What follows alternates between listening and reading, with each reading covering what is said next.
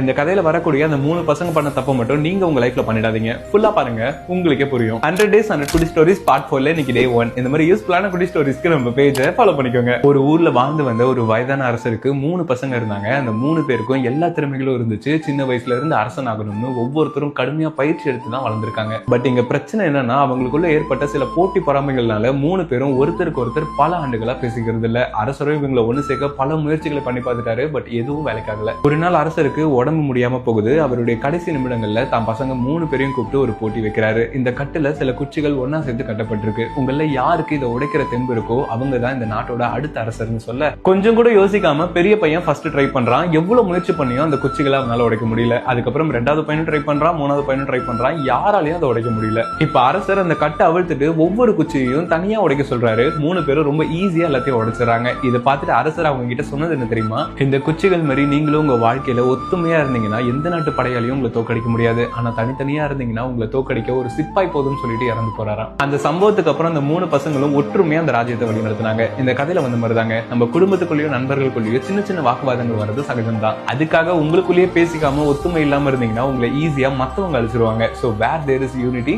there is victory. And இந்த ஸ்டோரியை உங்க ஃப்ரெண்ட்ஸ்க்கும் ஷேர் பண்ணுங்க, அவங்களும் தெரிஞ்சுப்பாங்க.